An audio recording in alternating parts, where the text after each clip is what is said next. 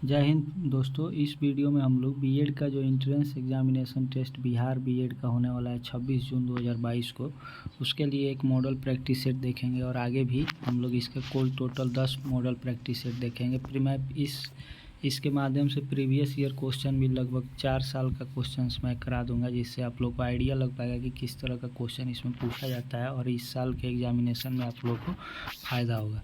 इससे पहले हम लोग थोड़ा सा इसका सिलेबस देख लेते हैं। सिलेबस में देखिए यहाँ पे लिखा हुआ है कि 120 टोटल एक क्वेश्चन होगा, जो 2 घंटे का एग्जामिनेशन होगा इसका टोटल। इसमें पहला जो सेक्शन है उसमें या तो जनरल इंग्लिश जो नॉर्मल स्टूडेंट है और जो संस्कृत से हैं शिक्षा शास्त्री से, वो लोग 15 क्वेश्चन अटैम्प्ट करेंगे। दूसरा है इसमें जनरल हिंदी 15 नंबर का होगा, logical and analytical reasoning general Hindi 15 और लॉजिकल एंड एनालिटिकल रीजनिंग जो होगा वो 25 नंबर का होगा। 25 क्वेश्चन होगा टोटल। जनरल अवेयरनेस का 40 क्वेश्चन होगा। टीचिंग एप्टीट्यूड का इसमें 25 क्वेश्चन होगा। इसमें कोई भी निगेटिव मार्किंग नहीं होगा, यहाँ पे मेंशन किया हुआ है। यहाँ पे आप लोग देख सकते हैं कि इसमें कोई भी निगेटिव मार्किंग नहीं होगा। ठीक है, अब हम लोग इसका क्वेश्चन नंबर 1 से देखते हैं। सबसे पहले इसमें इंग्लिश कॉम्प्रिहेंशन दिया हुआ है, इसमें रीड द फॉलोइंग पैसेज से है। एक पैसेज है और उससे रिलेटेड 5 क्वेश्चन है। अगर इस पैसेज को हम लोग पढ़ते हैं तो इसमें लिखा हुआ है कि unlikes the masses intellectuals have a taste of rationality and an interest. In fact, their critical habit of mind makes them resistant to the kind of propaganda that works so well on the majority. Intellectuals are the kind of people who demand evidence and are shocked by logical inconsistency and fallacies. They regard oversimplification as the original sin of the mind and have no use for the slogans, the unqualified assertions and sweeping generalization which are the propagandist stock in trade. इसमें intellectual और जो propaganda बनाने वाले लोगों के बारे में differentiate किया गया है, कैसे इंटेलेक्चुअल्स अलग हैं उनसे, ये पैसेज यह दर्शाता है। इसका अगर 1 नंबर क्वेश्चन देखेंगे तो ये हूबहू पैसेज से मिलता हुआ क्वेश्चन है। Intellectuals are the kind of people, यहाँ पे मेंशन किया हुआ है कि intellectuals are the kind of people इस लाइन में। इस तरह से अगर हम लोग देखेंगे तो इसका आंसर डी हो जाएगा। They accept only those things which are logical, consistent and well supported by evidence.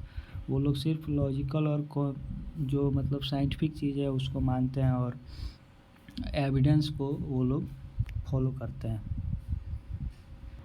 अगला क्वेश्चन है 2 नंबर की, फैलसिस का मीनिंग क्या होता है? इसका मतलब होता है फॉल्स बिलीफ। इसका आंसर बी होगा, 2 का आंसर बी होगा। और इसमें इसका मतलब है कि ये अंधविश्वास का ही सिनोनिम है। फैलसिस का मीनिंग फॉल्स बिलीफ होता है। तीसरा क्वेश्चन है trait which intellectual do not possess is. इसका इसमें लिखा हुआ था ऊपर में जब हम लोग पढ़ रहे थे, तो इसका आंसर होगा ओवर सिंप्लीफिकेशन को वो लोग अब पोजेज नहीं करते हैं। वो लोग सिंपल रहते हैं और सिंप्लीफिकेशन उनका मतलब सिंपल लाइफ जीते हैं, ये कहने का। इसका आंसर तीसरा का आंसर सी होगा। चौथा क्वेश्चन है the first sentence in the passage suggest that, मतलब पहला सेंटेंस इसका क्या सजेस्ट करता है वो पूछा गया था। अगर यहीं पे हम लोग पढ़ लेते हैं like the masses intellectuals have a taste of rationality and an interest in facts, इसका एक्चुअल में मीनिंग होता है कि मतलब इसका आंसर होगा intellectuals behave like individual not a member of crowd, मतलब वो भीड़ का हिस्सा नहीं बनते। जो सब लोग करते हैं वो इंटेलेक्चुअल्स पर्सन नहीं करते, वो थोड़ा उससे अलग करते हैं। इस तरह से 4 का आंसर सी हो जाएगा। 5 का देखें द मेजोरिटी ऑफ पीपुल, यहाँ पे लिखा हुआ है स्टेटमेंट में कि मेजोरिटी ऑफ पीपुल, इस यहाँ से अगर इस पैरा को पढ़ेंगे तो ये पूछना चाहते हैं मेजोरिटी ऑफ पीपुल क्या करते हैं, वो पूछना चाह रहे थे। इसका आंसर भी होगा do not possess a critical habit of mind, वो अपने माइंड का पूरा फुली उपयोग नहीं करता है, ऐसा लिखा हुआ है। अगला क्वेश्चन है 6 से 7 नंबर में, in the following questions there are different words out of which one is correctly spelled, find the correctly spelled word. जो इस मतलब यहाँ पे 4 शब्द दिए गए हैं जिसका मीनिंग स्पेलिंग जो है वो किसका सही है उसके बारे में पूछा जा रहा है। पहला का आंसर होगा 6 का आंसर होगा डी। इसमें अट्रैक्टिव सिर्फ एक वर्ड है जो कि सही लिखा हुआ है, बाकी सब में कोई ना कोई एरर है। जैसे यहाँ पे रिप्रेजेंटेटिव में यहाँ पे ई होता है, जहाँ पे RA लिख दिया गया। एडमिनिस्ट्रेटिव में ई लिख दिया गया, यहाँ पे ये होगा NA एडमिनिस्ट्रेटिव। और डिमॉन्स्ट्रेटिव में O होता है, इस तरह से ये गलत है। अगर इस तरह से हम लोग हर क्वेश्चन को एक्सप्लेन करेंगे तो ये वीडियो लंबा हो सकता है। मैं चाहता हूँ कि एक आइडिया आप लोगों को मिल रहा है, इसलिए मैं यहाँ पे डायरेक्ट अब आंसर पे फोकस करता हूँ। 7 का भी ऐसे occurrence, recurrence, references and Reliance में पूछा जा रहा है कि इसमें कौन सा सही है। तो इस तरह देखेंगे तो हम लोग इसमें अकरेंस का स्पेलिंग गलत है, यहाँ पे ए होगा। रेकरेंस का सही है, रेकरेंस का सही है। रेफरेंस में डबल F नहीं हुआ, रिलायंस में भी डबल L नहीं होता है। इस तरह से इसका आंसर हो जाएगा B और इसका आंसर हो जाएगा D, 6 का D। 8 नंबर और 9 नंबर क्वेश्चन के लिए कुछ डायरेक्शन दिया हुआ है, डायरेक्शन को हम लोग पढ़ते हैं। In the following question some part of the sentence have errors and some have none. Find out which part of sentence has an error. If sentence is free from error then your answer should be your answer is D. मतलब अगर इसमें error find करना है, अगर कोई error नहीं है तो आप D आंसर इसमें टिक करेंगे। 8वां है Kamala is not inferior than Gita in her study. इसका आंसर 8 का B होगा। इसमें इन्फेरियर देन गीता ये गलत लिखा हुआ है, तो इसका आंसर हो जाएगा 8 का B, ठीक है। और 9 का है द जज tested the accused see if the would read English. ये थोड़ा लिख दिया गलत, ये क्वेश्चन थोड़ा गलत टाइप हो गया। इसमें यहाँ द नहीं, ही होना चाहिए। ही और वुड नहीं होगा, ही कुड होना चाहिए। He could read English. तो इस तरह से इसका भी आंसर B हो जाएगा, 9 का भी। 10 नंबर क्वेश्चन देखते हैं। In the following question a sentence is given with a blank to filled in with an appropriate word. 4 alternative are suggested, choose the correct alternative out of 4 as your answer. इसमें पूछ रहा है कि खाली स्थान को भरना है, जैसे हिंदी में रहता है। तो द ... 10 नंबर क्वेश्चन है the ... of many temples in south and central India surpasses even that of Taj Mahal. मतलब इसका हिंदी हुआ कि जो साउथ में जो मंदिर है वो ताजमहल से भी ज़्यादा खूबसूरत है। तो इसमें ... में क्या भरा जाएगा, किस तरह से उस वर्ड क्या होगा जो उससे ज़्यादा खूबसूरत है, वो पूछना चाह रहा है। 10 का ऑप्शन देखते हैं हम लोग। मैग्निफिकेंस, लुक, अपीयरेंस, गुडनेस। इसका आंसर मैग्निफिकेंस होगा। इसमें मैग्निफिकेंस वर्ड को हम लोग यहाँ पे फिल करेंगे 10 नंबर क्वेश्चन में। The magnificence of many temple in south and central India surpasses even that of Taj Mahal. अगला क्वेश्चन देखते हैं हम लोग। ये 10 के लिए इतना बड़ा डायरेक्शन देके एक ही क्वेश्चन पूछ जाए, कोई बात नहीं, हम लोग 11-12 देखते हैं। In the following questions out of the 4 alternative choose the one which best express the meaning of the given word. ये सिनोनिज्म का क्वेश्चन है, मतलब ये जो वर्ड दिया हुआ है नार्सिसिज्म एंड यर्न, इसका बेस्ट मीनिंग क्या होगा ये पूछ रहा है। तो 11 का हो जाएगा, इसका नार्सिसिज्म का होता है, नार्सिसिज्म का हो जाएगा सेल्फ एडमायरेशन। 11 का C हो जाएगा सेल्फ एडमायरेशन। और B यर्न का होता है 12 का यर्न का हो जाएगा क्रेव। इसका मीनिंग क्रेव होता है। अगला क्वेश्चन देखते हैं हम लोग। In the following question 4 alternative are given for the item phrase printed in bold in the sentence. Choose the alternative which best express the meaning of the item phrase. पूछ रहा है कि यहाँ पे जो बोल्ड में लिखा हुआ है, जैसे यहाँ पे बोल्ड में लिखा हुआ है फीट ऑफ द ब्लू, इसका मीनिंग क्या होता है। तो इस पहले पूरे सेंटेंस को पढ़ते हैं। ऐसे क्वेश्चंस को सॉल्व करने का तरीका है कि आप इस पूरे सेंटेंस को पढ़िए, फिर आपको एक आइडिया लग जाता है कि ये कहना क्या चाहता है, उस हिसाब से ऑप्शन आसान होते हैं, उससे आप लोग आंसर को फाइंड आउट कर सकते हैं। 13 का हम लोग अगर पूरा क्वेश्चन पढ़ते हैं तो a good sportsman can not afford to have a fit of the blue before the game. मतलब कहना चाहता है कि अगर एक अच्छा खिलाड़ी है वो गेम से पहले किसी तरह का डिस्टर्बेंस नहीं चाहता है। इसका आंसर हो जाएगा 13 का भी डिप्रेशन। वो किसी भी प्रकार से डिप्रेशन में नहीं जाना चाहेगा। जो अच्छा खिलाड़ी हमेशा शांत रहता है और वो अपने खेल के प्रति उत्साहित, मतलब वो एक्साइटेड रहेगा तब वो अपना खेल अच्छे से खेल पाएगा। 14 नंबर क्वेश्चन है। In the following questions choose the word opposite in the meaning to the given word as your answer.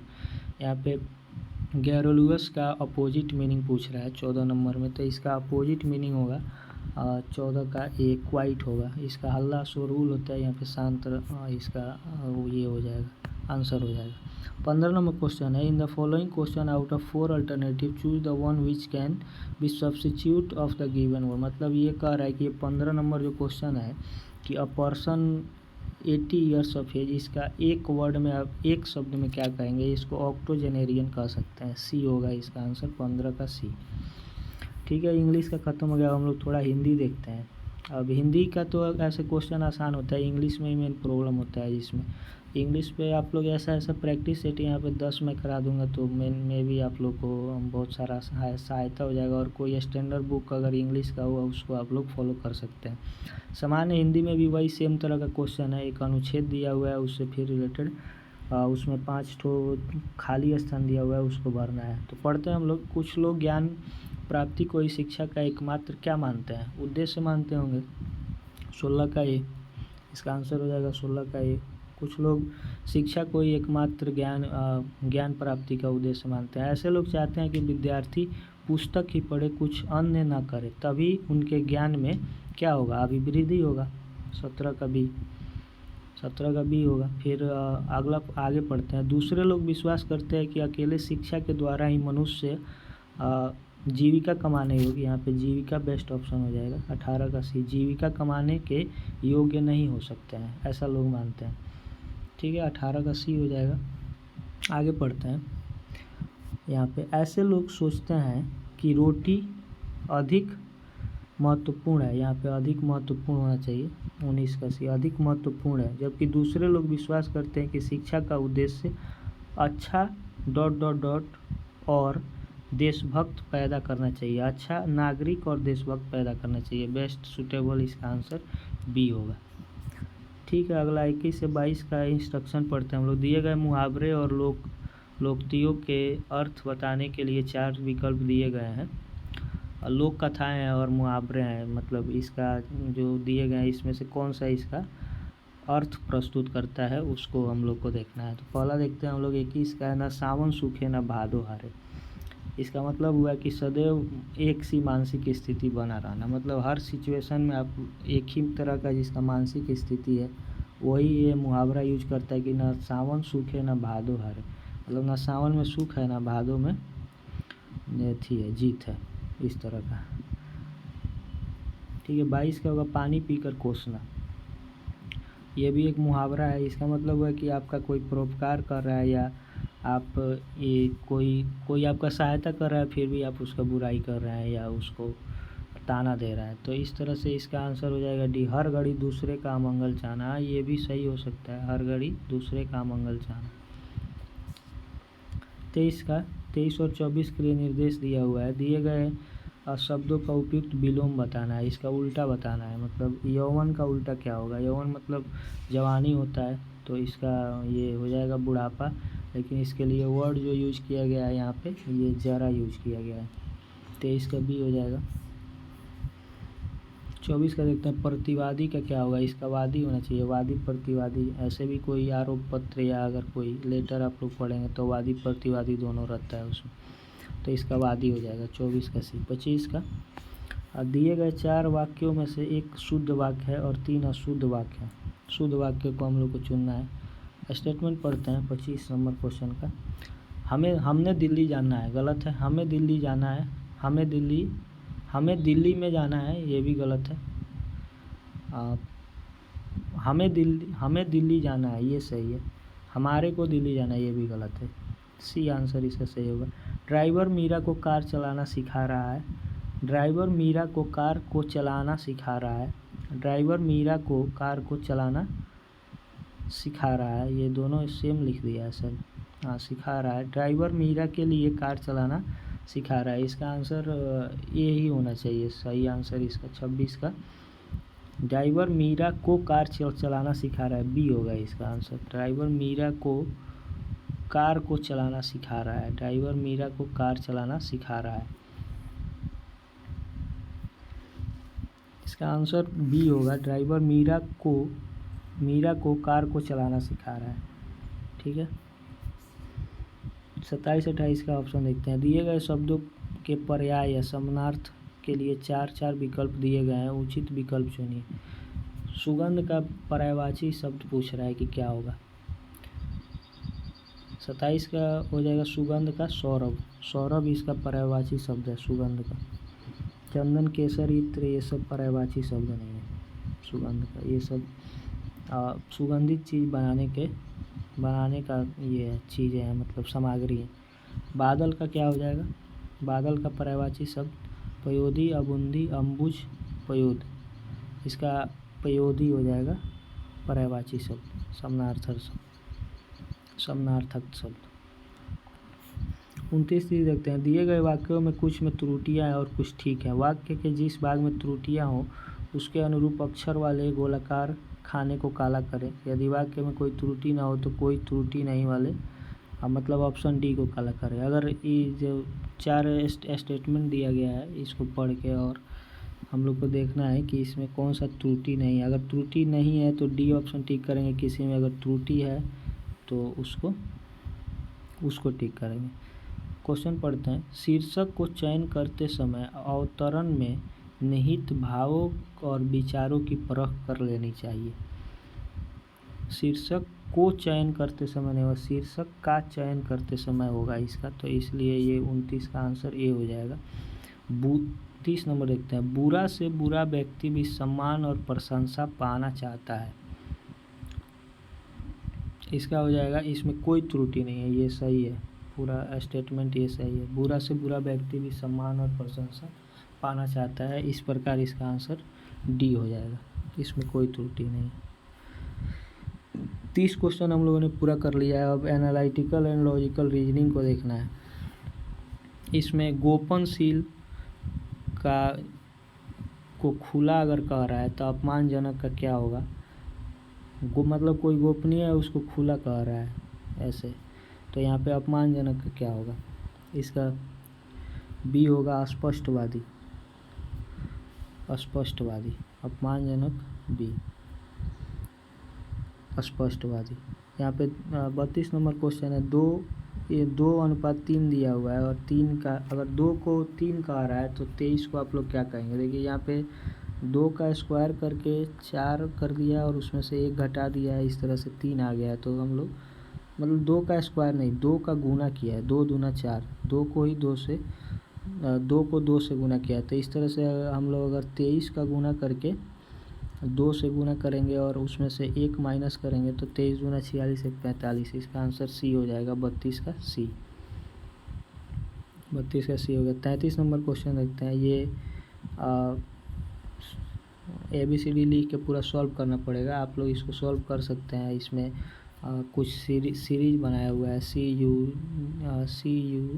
CUZA का यहाँ पे HYCC लिखा हुआ है। इस तरह से हम इसका जब NNZO को, इस दोनों को निकालेंगे कि इसमें कितना नंबर आगे पीछे किया हुआ है, कितना लेटर, इस तरह से अब जब निकालेंगे तो इसका आंसर बी आ जाएगा, 33 का बी, SRMQ।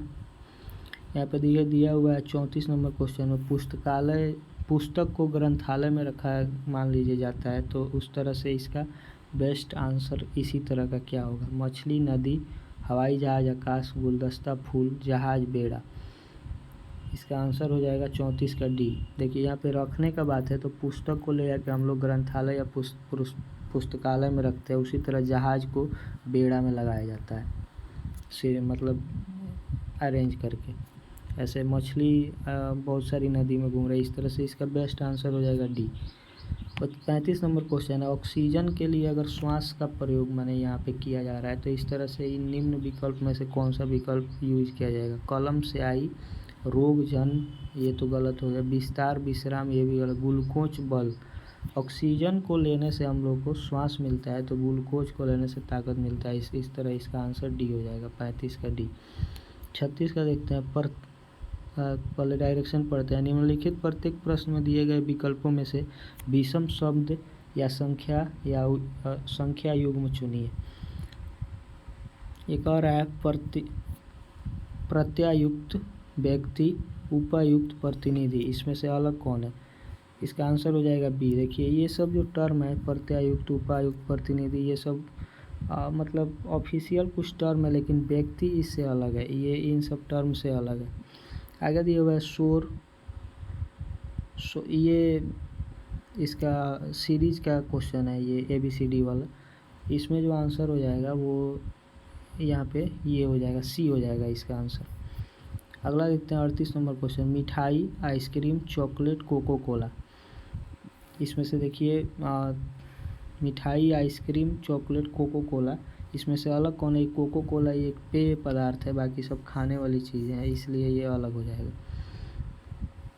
अब यहाँ पे फिर एक सीरीज का क्वेश्चन है, 131 और 134, 691 और 6100, 6000, 61,516, 136, 1410, 312, 316। इसमें से अलग पूछ रहा है कौन है। तो इस तरह से इसका आंसर जब हम लोग देखेंगे तो इसमें इसको कैलकुलेट करना होगा, थोड़ा सा समय लग जाएगा इसमें। आप लोग इसको कैलकुलेट कर लीजिएगा, ये निकल जाएगा। अगर मैं कैलकुलेट यहाँ पे करूँगा तो ये वीडियो लंबा हो सकता है। निम्नलिखित प्रत्येक प्रश्न में अक्षरों का कौन सा समूह दिए गए अक्षर श्रृंखला के रिक्त स्थान में क्रम से रखने पर उसे पूरा कर दिया जाएगा। ये 40 का आंसर हो जाएगा सी।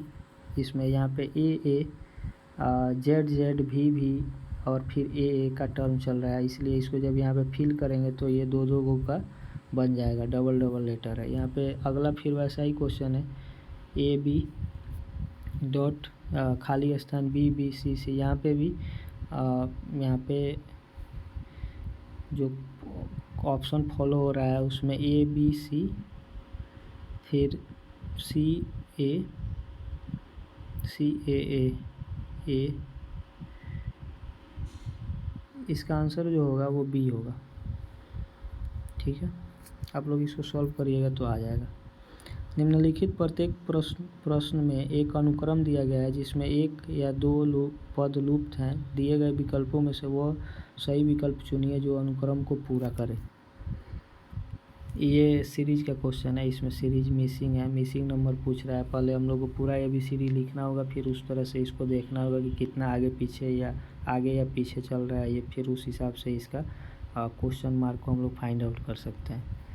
तो इस तरह से इसका 42 का आंसर निकालने पे T आएगा यहाँ पे, ऑप्शन नंबर A, यहाँ पे ऑप्शन A T आएगा आंसर इसका। 43 नंबर क्वेश्चन है, 4, 8, 11, 22, 25। अगला टर्म क्या आएगा? 4 दूना 8, 4 4 8, फिर 8 3 11, 11 दूना 22, 25।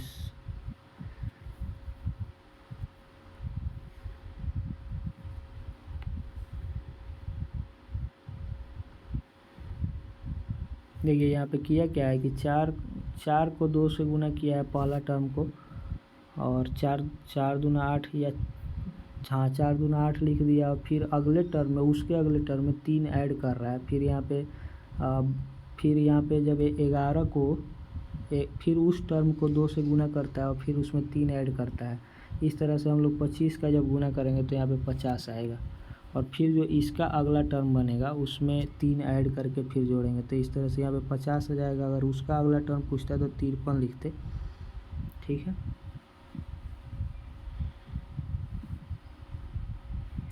और फिर इस 53 का आगे ऐसे सीरीज चलते जाता।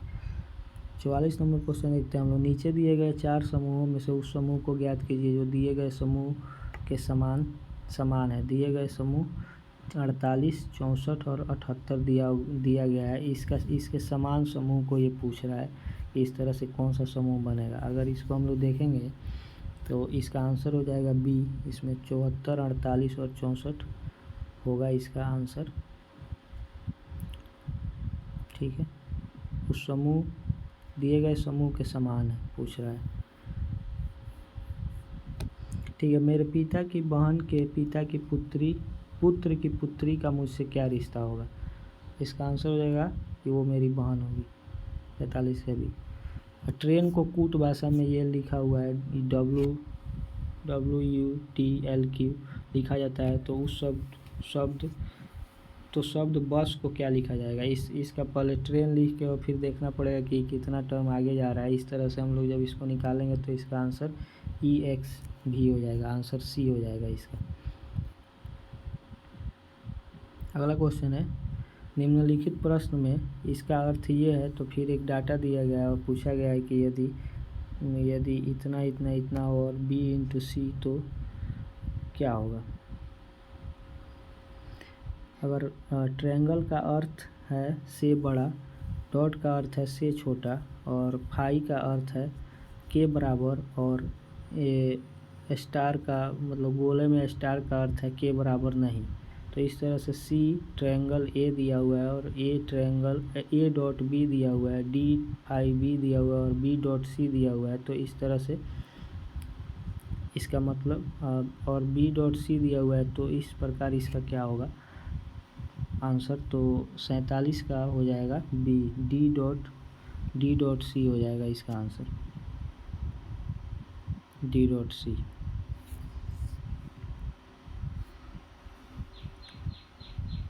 अगला क्वेश्चन है, निम्नलिखित प्रश्न के प्रत्येक प्रश्न में संख्या पैटर्न में लूप संख्या ज्ञात कीजिए। लूप संख्या इसमें ज्ञात करना है। यहाँ पे तीन का टर्म दिया हुआ है, फिर इसमें पूछा जा रहा है कि इसमें से लूप संख्या क्या होगी। तो इस तरह से जब हम लोग निकालेंगे तो 29, बीच में एक 29 दिया हुआ है, इधर दोनों तरफ 268 और 210 दिया हुआ है। अगर इसको हम लोग निकालते हैं तो इसका जब माइनस करेंगे 268 का, देखिए यहाँ पे 48, 268 में से इसमें 210 को माइनस करेंगे तो ये 58 आएगा, और 58 को 2 से भाग देने पे आ जाएगा 29, ये हमारा बीच का टर्म आ जाएगा। और इसी तरह हम लोग फिर से देखते हैं इस टर्म को, तो 218 में से 166 हम लोग माइनस करेंगे तो आ जाएगा यहाँ पे 2 और 11, 52 आ जाएगा। 52 को जब हम लोग 2 से भाग देंगे तो ये हो जाएगा 26, तो इस तरह से 48 का आंसर सी हो जाएगा। 49 नंबर अगर हम लोग क्वेश्चन देखेंगे तो यहाँ पे क्वेश्चन मार्क दिया गया है, बाकी सब में ऑप्शंस फिल किया गया है। तो अगर इस तरह से हम लोग यहाँ से एक इसको लेंगे, ये रेक्टेंगल को, तो यहाँ पे देखेंगे, या फिर इस दोनों टर्म को देखेंगे हम लोग, तो ये यहाँ पे एक टर्म फॉलो हो रहा है जिसमें आप देखिएगा 3 का अगर हम क्यू करेंगे तो 3 तरीका 9 3 27 ये आ जाएगा। फिर 7 का करेंगे तो 343 आ जाएगा। 6 का करेंगे 216 आ जाएगा। यहाँ पे क्यू हो रहा है, तो किस चीज़ का क्यू करेंगे कि 8 आ जाएगा, तो 2 का क्यू करने पे मतलब 8 का यहाँ पे इस टर्म का, छोटे वाले टर्म का क्यू करना पड़ेगा, तो 8 का यहाँ पे हम लोग को क्यू करना पड़ेगा। 8 का क्यू करेंगे तो यहाँ पे 64 और फिर 8 32 और 8 48 और 3 48 3 51, तो इस तरह से इसका आंसर आ जाएगा 512, तो हो जाएगा 49 का 512 सी। ठीक है, 50 देख लेते हैं। यदि मैं अपने घर से 4 किलोमीटर की गति से चलूँ तो मेरी बस 7 मिनट से छूट जाती है। यदि मैं 6 किलोमीटर प्रति गति से चलूँ तो मैं बस स्टॉप पर 8 मिनट जल्दी पहुँच जाता हूँ। बस स्टॉप कितनी दूरी पे है बस स्टॉप, अगर हम लोग इसको सॉल्व करेंगे तो इसका आंसर आ जाएगा 3। ठीक है, आगे देखते हैं हम लोग। मैच को कूट भाषा में NCW यही ABCD लिख के फिर इसको सॉल्व करना पड़ेगा, और उसमें लास्ट में OQWIGUVS किस प्रकार लिखा जाएगा ये पूछ रहा है। तो इस तरह से जब हम लोग इसको सॉल्व करेंगे तो इसका आ जाएगा नोटबुक, आंसर आ जाएगा इसका। फिर अगला क्वेश्चन भी उसी तरह से है, तो इसका आंसर हो जाएगा 52 का आंसर हो जाएगा बी। इसको जब हम लोग कूट भाषा में सॉल्व करेंगे तो DQXR YXF आ जाएगा। निम्नलिखित प्रश्न में 2 कथन दिए गए हैं जिनके 2 निष्कर्ष 1 और 2 निकाले गए हैं। आपको विचार करना है कि कथन सत्य है, चाहे वो समानता ज्ञात तथ्यों से भिन्न भी प्रतीत होता है तो भी वो कथन जो है वो सत्य दिया गया है। आपको निर्णय करना है कि दिए गए कथन के में कौन सा निष्कर्ष होगा। यदि कोई ना हो तो यदि कोई हो निश्चित रूप से निकलता है। ठीक है, अब हम लोग कथन पढ़ते हैं इसका। 53 नंबर का कथन पढ़ते हैं। पहला कह रहा है, विज्ञान के अध्यापक प्लास्टिक के थैले का प्रयोग नहीं करते हैं। ठीक, इसको हम लोग सही मानेंगे, करते होंगे या नहीं करते होंगे इसको सही मानना है। प्लास्टिक के थैले का प्रयोग कुछ इंजीनियर द्वारा नहीं किया जाता है, इसको भी हम दोनों कथन को सही मानना है। अब निष्कर्ष देखते हैं। विज्ञान के सभी स्थापक इंजीनियर होते हैं, ये कोई ज़रूरी नहीं है, ऐसा कहीं नहीं ली। इस कथन से ये चीज़ क्लियर नहीं हो रहा है। जो चीज़ क्लियर होगा वही हमारा आंसर होगा। तो इसमें ये दोनों कथन पढ़ने के बाद ये क्लियर नहीं होता कि विज्ञान के सभी इंजीनियर विज्ञान के सभी अध्यापक इंजीनियर हैं। दूसरा कह रहा है सभी इंजीनियर प्लास्टिक के थैले का प्रयोग नहीं करते हैं, ऐसा भी नहीं कहा गया। इसमें कहा गया है कि कुछ इंजीनियर के द्वारा प्लास्टिक थैले का, इस तरह से इसका आंसर डी हो जाएगा। कोई नहीं, दोनों में से कोई निष्कर्ष इसको फॉलो नहीं करता है। 54 नंबर क्वेश्चन देखते हैं। नीचे प्रश्न आकृति में दिखाए अनुसार कागज को मोड़कर काटने तथा खोलने के बाद वह किस आकृति द्वारा होगा। देखिए इसको पहले बीचों बीच से मोड़ा जा रहा है। इस फिगर को हम लोग देखेंगे, बीच से मोड़ा गया, फिर इसको भी ये पहले इसको आधा किया गया, फिर इसको आधा किया गया। अब हम लोग को इसका ये कट करना है। कट करने के बाद अगर इसको देखेंगे एक पेपर पे आप लोग करके भी देख सकते हैं, तो इस तरह से इसमें डॉट डॉट आ जाएगा। ठीक है, इसका आंसर डी होगा, मोड़ के काटने पे। उस चित्र को चुनिए जो अन्य 3 से अलग है। इसमें से चुनना है कि कौन सा चित्र अलग है, 3 से अलग है। ठीक है, इसको देखते हैं ध्यान से हम लोग। इसमें जो देखिए, इसमें जो एक तीर ऐसे बनाया गया है, इस तीर में भी ऐसे जो बनाया गया है वो 4 बनाया गया है और एक ऊपर में तीर है। ठीक है, तो अब मेनली हम लोग को फॉलो करना है कि ये मिलना चाहिए सब में। इसमें नहीं मिल रहा, ये अलग अलग 4 ही मिल रहा है और बाकी इसमें 3 ही मिल रहा है जो ये बनाया हुआ है, और इसमें 4 बनाया हुआ है। ठीक है, नीचे वाले को लेके, इसमें नीचे वाले को लेके 4 दिख रहा है। इस तरह से इसका आंसर 2 हो जाएगा। 55 का आंसर 2 होगा। अब सामान्य ज्ञान का प्रश्न है। निम्न में से किसके अनुसार अशोक ने लगभग 261 ईसा पूर्व में कलिंग में आक्रमण किया था। ये 13वें शिलालेख में देखने को मिलता है। इसका आंसर डी हो जाएगा। 13वें शिलालेख में अशोक ने खुद लिखवाया है कि मैं कलिंग पे आक्रमण किया, उसके बाद उसका हृदय परिवर्तन होता है। फिर 57 नंबर क्वेश्चन है, सिंधु घाटी सभ्यता और वैदिक सभ्यता में प्रमुख अंतर क्या है। मेनली वही अंतर था, सिंधु घाटी सभ्यता शहरी सभ्यता थी और वैदिक सभ्यता ग्रामीण सभ्यता थी। इस प्रकार इसका आंसर ए हो जाएगा। अगला देखते हैं, कुतुबुद्दीन ऐबक किसका गुलाम था। ये मोहम्मद गौरी का गुलाम था। 58 का ए हो जाएगा, मोहम्मद गौरी का गुलाम था। और इसका कुतुबुद्दीन ऐबक का गुलाम कौन था, इल्तुतमिश इसका गुलाम था। विजयनगर साम्राज्य के पूर्ण उत्थान काल में विजयनगर की यात्रा करने वाला इतालवी जो लिखा हुआ है, इसको आप इटालियन लिख सकते हैं, इटालियन, ये इटालियन है। ठीक है, उसी का हिंदी लिखा हुआ है इतालवी। अब इससे कंफ्यूज नहीं होना है।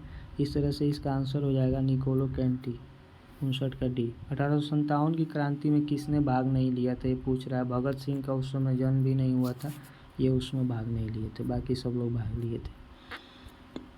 ठीक है, कांग्रेस का अधिवेशन जिसमें पहली बार मौलिक अधिकारों की मांग उठी है 1931 में सरदार वल्लभ भाई पटेल की अध्यक्षता में कराची अधिवेशन। इस तरह से इसका आंसर डी हो जाएगा। 62 नंबर क्वेश्चन है, हंटर आयोग की नियुक्ति किसकी जांच के लिए की गई थी। ये हंटर आयोग की नियुक्ति जलियांवाला बाग हत्याकांड के लिए की गई थी। इस तरह से इसका आंसर हो जाएगा बी, 62 का बी। 63 देखते हैं, फाहियान ने अपने यात्रा वृत्तांत में बिहार, वैशाली और एवं पाटलिपुत्रा का वर्णन किया है। ठीक है, पहला स्टेटमेंट देखते हैं, ये ठीक लग रहा है। वेनसंग चीनी यात्री ने बिहार के प्राचीन नालंदा विश्वविद्यालय में रहकर बौद्ध धर्म की शिक्षा ग्रहण की तथा प्राचीन बिहार के संबंध में महत्वपूर्ण जानकारियों को अपने यात्रा वृत्तांत में शामिल किया। अब इसका कूट कहाँ दिया हुआ है, 3 भी दिया हुआ है, एक और दिया हुआ है। चीनी यात्री इत्सिंग ने अपने भारत यात्रा के दौरान नालंदा महाबिहार में शिक्षा ग्रहण की तथा प्राचीन बिहार के संबंध में अपने यात्रा वृत्तांत का वर्णन। ये तीनों स्टेटमेंट सही है। क्वेश्चन क्या पूछ रहा था वो भी देख लेते हैं हम लोग। निम्न में से कौन सा कथन सत्य है। हाँ, तो सत्य ये तीनों होगा, इसलिए इसका आंसर सी हो जाएगा। ठीक, चौथा देखते हैं, डिवाइन लाइफ के लेखक कौन है। डिवाइन लाइफ के लेखक कौन है, ये हो जाएंगे शिवानंद। अगर लाइफ डिवाइन पूछेगा तो वो हो जाएंगे लाइफ डिवाइन, लाइफ डिवाइन भी एक पुस्तक है, उसका अभी मुझे नाम एग्जैक्टली याद नहीं आ रहा है। लाइफ डिवाइन शायद अरविंदो घोष के द्वारा लिखा गया था। और ये डिवाइन लाइफ पूछा जा रहा है, इसका आंसर शिवानंद होगा। ठीक। 65 का, निम्नलिखित में से कौन सा दल भारतीय संविधान सभा से संबंधित नहीं था?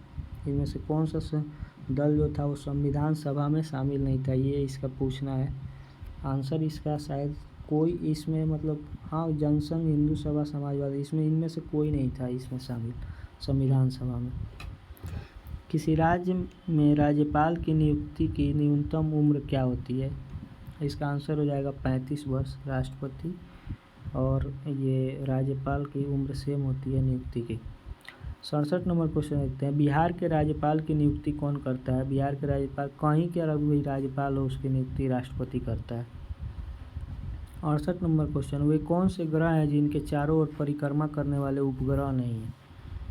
ठीक है, परिक्रमा करने वाले बुध और शुक्र के चारों तरफ परिक्रमा करने वाले कोई उपग्रह नहीं है। निम्नलिखित में से किस देश का क्षेत्रफल सबसे कम है? यहाँ पे 4 ऑप्शन दिया हुआ है, बरमूडा, सीरिया, नाइजीरिया, वेटिकन। इस तरह से इसका आंसर वेटिकन सिटी हो जाएगा। एक बहुत छोटा सा देश है जो इटली में है। इसमें मेनली पोप फ्रांसिस और जो चर्च के अनुयायी लोग हैं वहाँ पे क्रिश्चियन धर्म के वो लोग रहते हैं। इस हिसाब से इसका आंसर डी हो जाएगा। अब पूछ रहा है भारत के किन राज्यों की सीमाएं म्यांमार की सीमा के साथ साझा करती हैं? इसका आंसर हो जाएगा ए, मिजोरम, मणिपुर, नागालैंड और अरुणाचल प्रदेश। इसकी जो सीमाएं हैं वो यहाँ पे इस तरह से ऐसे दिखेगा। इधर के जो सब राज्य हैं इधर म्यांमार से सीमा साझा करते हैं। 71 नंबर क्वेश्चन है, दक्षिण भारत की नदियों में सबसे लंबी नदी कौन सी है? ये गोदावरी हो जाएगी। गोदावरी दक्षिण भारत की सबसे लंबी नदी है। बिहार में गंगा के मैदान को कितने भागों में बांटा गया है? ये अच्छा क्वेश्चन है। इसको 2 भाग में बांटा गया है। एक यहाँ से गंगा जाती है तो यह इधर हो जाएगा नॉर्थ गंगा प्लेन और इधर हो जाएगा दक्षिण गंगा प्लेन। ठीक। गांधीवादी योजना किसने शुरू की थी? ये श्रीमन नारायण ने की थी। इनको एम एन अग्रवाल इनका पूरा कभी कभी नाम लिखता है, तो ये भी आप लोग याद रखिएगा। श्री एम.एन. अग्रवाल ने इसका योजना का प्रतिपादन किया था, गांधीवादी योजना का। 74 नंबर क्वेश्चन देखते हैं। सूची 1 और सूची 2 को सुमेलित कीजिए। कोयला कहाँ से मिलता है? यहाँ पे कुछ खनिज दिए हुए हैं, वो कहाँ से प्राप्त होते हैं वो पूछा गया है, तो इसको हम लोग देख लेते हैं। कोयला जो है वो झरिया से मिलता है, इसका 4 हो जाएगा।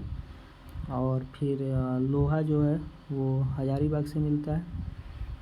और लिग्नाइट जो है वो नेवेली से मिलता है। और अवरक जो है वो राउरकेला से मिलता है। ठीक है, इस तरह अगर हम लोग देखेंगे तो इसका आंसर हो जाएगा बी। 74 का आंसर हो जाएगा बी मिलाने पे। बिहार में सोरे के महत्वपूर्ण उत्पादक मिल कहाँ कहाँ है ये पूछा जा रहा है, तो इसका आंसर हो जाएगा बेगूसराय, समस्तीपुर, सारण, मुजफ्फरपुर, पूर्वी चंपारण। यहाँ पे सोरा का मिल है, मिल पूछा जा रहा है, उत्पादन नहीं पूछा जा रहा है। यहाँ पे पूछा जा रहा है मिलें कहाँ कहाँ पर है, इसका आंसर हो जाएगा ए। 76 नंबर क्वेश्चन देखते हैं।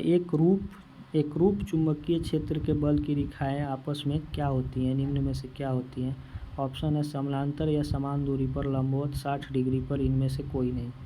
इसका आंसर हो जाएगा समानांतर या समान दूरी पर होती है एक रूप चुंबकीय क्षेत्र की बल रेखाएं आमने सामने लगती हैं। 2 चुंबक को आप सामने लेके आपस में नहीं सटा सकते। गर्मी के मौसम में पंखा आराम का एहसास दिलाता है। कैसे दिलाता है? पसीना जो है वो तेज़ी से वाष्पित हो जाता है, इसलिए हम लोग को आराम या ठंडा महसूस होता है। इस तरह से इसका 77 का जो आंसर होगा वो सी हो जाएगा। एक उड़ते हुए चक्की की प्रति सेकंड घूर्णन किससे मापी जाती है? एक उड़ते हुए चक्के की प्रति सेकंड घूर्णन कैसे मापी जाएगी? इसका आंसर हो जाएगा स्ट्रेबोस्कोप से इसको मापा जाता है। यदि चंद्रमा पर बम विस्फोट हो तो उसकी आवाज़ पृथ्वी पर कितने समय बाद सुनाई देगी? ये क्वेश्चन पूछा जा रहा है। ये अच्छा क्वेश्चन है। इसका आंसर हो जाएगा डी, उसका आवाज़ नहीं सुनाई देगी।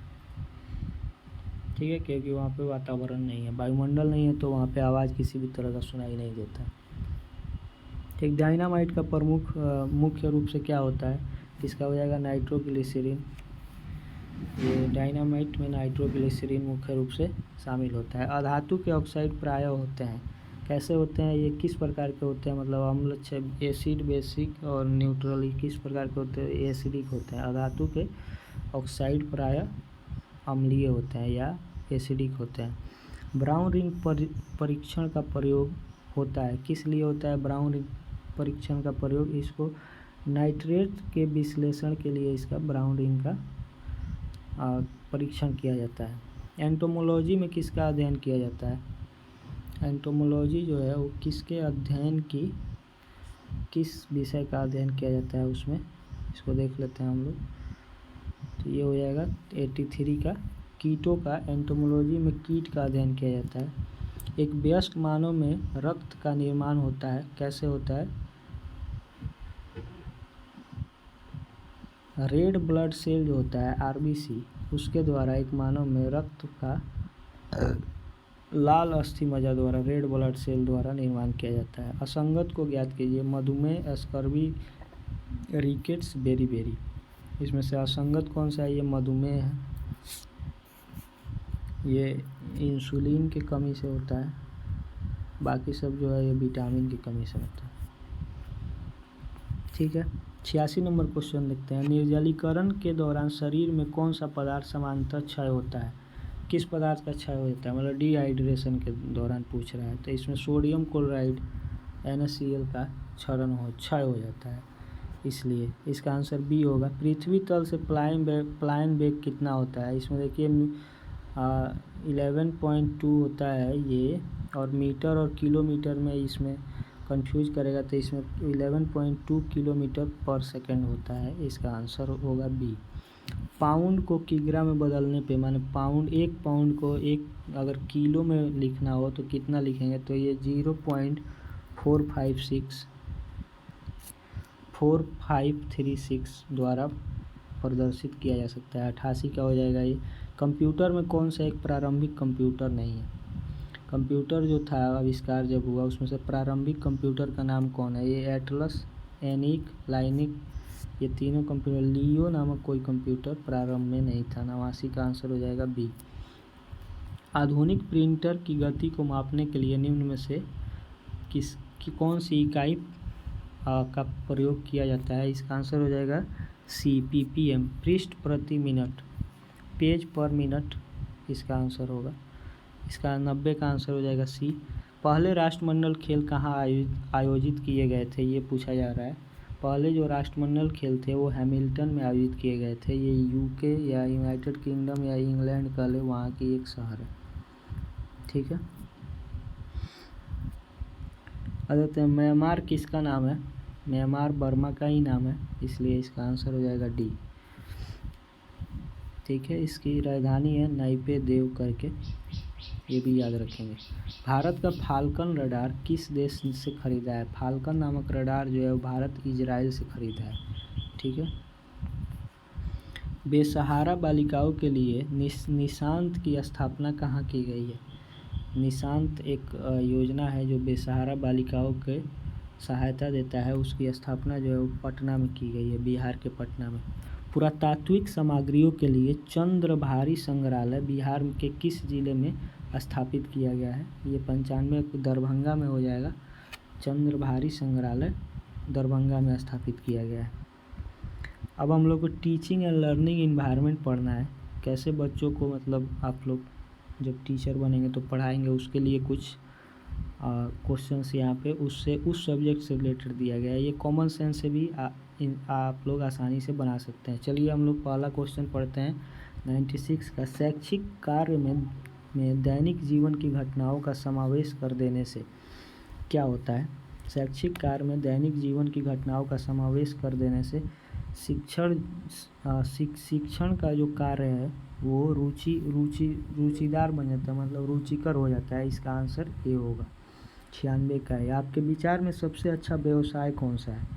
ये पूछा जा रहा है, आपके विचार में सबसे अच्छा व्यवसाय कौन सा है? तो इसका आंसर हम लोग डायरेक्ट टीचिंग करेंगे, क्योंकि ये हम लोग टीचिंग से जुड़े हुए हैं इसलिए। लेकिन अभी आप इसमें से आपका आंसर अलग भी हो सकता है कि सबसे अच्छा व्यवसाय क्या है, चिकित्सा डॉक्टर लोग सबसे ज़्यादा पैसा कमा रहे हैं या सबसे अच्छा व्यवसाय कर रहे हैं, तो वो भी एक अच्छा है। शिक्षण जो है वो अलग दूसरों को अच्छा इंसान बनाने का काम है, इसलिए शिक्षण जो है वो सबसे अच्छा व्यवसाय, not in the sense of money, मतलब पैसा कमाने के लिए नहीं पूछ रहा सबसे व्यवसाय ऐसे कौन सा व्यवसाय सब तो यूज ही नहीं होना चाहिए शिक्षण के लिए। फिर भी हम लोग का आंसर जो होगा वो डी इसमें टिक करेंगे। हाई स्कूल स्तर पर कार्य अनुभव योजना के क्रियान्वयन से जो प्राथमिक लाभ प्राप्त हुआ है वह क्या है? ऑप्शन पढ़ते हैं। मजदूर समस्या को दूर करना, प्रबंध समितियों के लिए सस्ते मजदूर जुटाना, छात्रों को धनोपार्जन हेतु उन्मुख करना, छात्रों में व्यावसायिक चयन की प्रक्रिया को सुदृढ़ करना। इनमें से कौन सा हो जाएगा? हाई स्कूल पर कार्य अनुभव योजना जो मतलब कार्य करने का जो ट्रेनिंग, कुछ एक्स्ट्रा क्लासेस कराया जाता है, वो एक्स्ट्रा स्किल्स जो सिखाया जाता है उसको लेकर पूछ रहा है। इसका आंसर हो जाएगा छात्रों में व्यावसायिक चयन की प्रक्रिया को सुदृढ़ करने के लिए ये इस योजना को हाई स्कूल के स्तर पर चलाया जा रहा है। अगला क्वेश्चन देखते हैं 99 नंबर। दैनिक शिक्षण प्रक्रिया का न्यूनतम आवश्यक अंग क्या होगा? ऑप्शन पढ़ते हैं। प्रत्येक शिक्षण कार्य के लिए शिक्षक पृथक समय का निर्धारण करें, शिक्षक प्रत्येक दिन के शिक्षण उद्देश्यों का निर्धारण करें, शिक्षक प्रत्येक आगामी दिन की कक्षा की योजना को संपुष्ट करें, शिक्षण के बाद 15 मिनट का समय छात्रों को स्वतंत्र चिंतन के लिए प्रदान करें। इसका आंसर क्या होगा? इसका आंसर सबसे बढ़िया आंसर इसका डी होगा। शिक्षक कुछ समय दे जो चिंतन करके पता करे कि स्टूडेंट ने आज क्या सीखा, आज क्या शिक्षा ग्रहण किया है स्कूल में, उससे वो लोग फायदेमंद हों। ठीक है, 99 का हो जाएगा डी। 100 नंबर क्वेश्चन देखते हैं। जब एक समान परिस्थितियों में अलग अलग छात्र पृथक पृथक व्यवहार प्रदर्शन करते हैं तो इसे क्या माना जाता है? ऑप्शन पढ़ते हैं। छात्रों ने वातावरण संबंधी व्यवहारों से अलग अलग ढंग से सीखा है, छात्र विभिन्न घटनाक्रमों में निहित उद्देश्यों के अनुरूप प्रतिक्रिया व्यक्त करते हैं, छात्रों को व्यक्तिगत आवश्यकताएं पृथक पृथक हो सकती है। छात्रों की होगा यहाँ पे, छात्रों की व्यक्तिगत आवश्यकताएं जो है वो पृथक पृथक हो सकती हैं, या इनमें से कोई नहीं। इसमें से पूछा जा रहा है कि सुटेबल आंसर क्या होगा। ठीक है, 100 का आंसर हो जाएगा बी। छात्र जो है वो विभिन्न घटनाओं में निहित उद्देश्यों के अनुरूप प्रतिक्रिया देते रहते हैं, इसलिए उनका व्यवहार जो है वो अलग अलग दिखता है। इंटीग्रेशन का तात्पर्य क्या है? यहाँ पे जो इंटीग्रेशन का मतलब है ये शैक्षणिक विधि जो शिक्षक का होता है उससे रिलेटेड है। इसका ऑप्शन हम लोग पहले देख लेते हैं, पूरा ऑप्शन। अनेक विषयों को एक दीर्घ अवधि वाले कालांश में व्यवस्थित कर देना इंटीग्रेशन नहीं, ये इंटीग्रेशन नहीं होगा। अनेक विषयों को एक बार बहुत सारा विषय पढ़ा देने से वो इंटीग्रेशन नहीं कहलाएगा। विद्यालय में पाठ्य सामग्री क्रियाओं का संयोजन करना नहीं, किताब का संयोजन करना से थोड़े होगा। प्रत्येक छात्र को स्वगति से उन्नति करने के अवसर प्रदान करना, ये थोड़ा ठीक ऑप्शन है। एक प्रकरण को पढ़ाने हेतु विभिन्न विषयों की सहायता लेना, ये हो सकता है। इंटीग्रेशन का बेस्ट एग्जाम्पल यही होगा, डी। एक चीज़ को पढ़ाने के लिए अलग अलग विषयों से, जैसे मान लीजिए आपको कोई हिस्ट्री में किसी पार्टिकुलर एरिया को पढ़ाना है तो आप पहले मैप लीजिए इंडिया का, वहाँ पे दिखाइए कि यहाँ पे तमिलनाडु है, इसका ये स्पेसिफिक चीज़ें हैं, तो आप अलग अलग विषयों का इंटीग्रेशन कर एक अच्छा बेहतर क्लासरूम बना सकते हैं, मतलब बेहतर तरीके से समझा सकते हैं। 102 का जो क्वेश्चन देखते हैं।